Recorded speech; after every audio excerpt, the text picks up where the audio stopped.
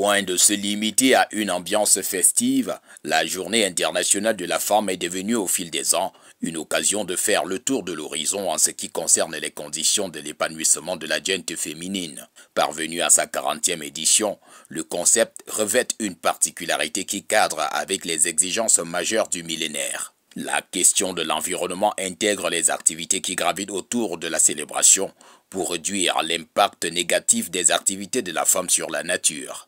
À la baguette pour diligenter ces activités, le délégué régional de la promotion de la femme et de la famille pour l'Ouest. Au four et au moulin, Zouafo Jean-Claude maîtrise parfaitement les conditions qui concourent à procurer le salut au genre dont il est un bouclier incontesté. On s'est rendu compte que de plus en plus à l'ouest nous sommes victimes avec l'expérience de Tchang, de la falaise, les glissements en terrain. Et tout ça, c'est les effets, c'est les conséquences d'un mauvais usage de l'environnement. Et on voit que les femmes sont celles qui agissent le plus sur l'environnement. Ça veut dire que c'est les femmes qui cultivent le plus, qui préparent le plus, c'est-à-dire que c'est elles qui utilisent le plus de bois, les déchets, qui produisent le plus grand nombre de déchets. Ça fait qu'il y a toute une commission cette année qui a été mise sur pied et qui mène des activités. Par exemple, nous avons une activité importante cette année. On est en train d'apprendre aux femmes comment fabriquer les balais à partir des bouteilles plastiques. C'est prévu.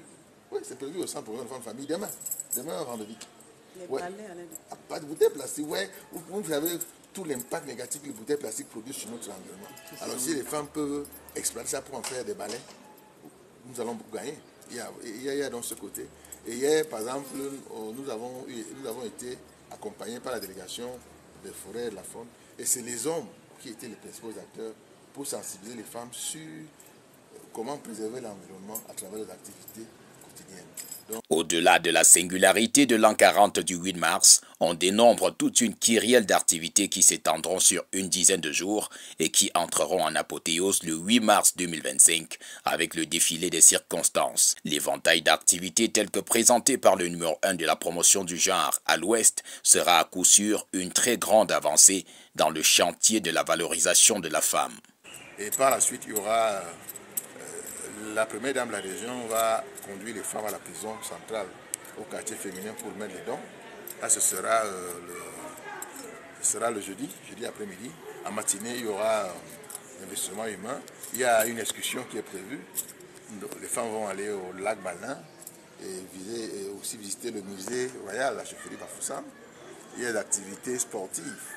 Il y a un rugby géant, il y a le futsal. Il y a le bras de fer, c'est assez passionnant. Il y a les célébrations collectives de mariage au niveau de la garnison militaire.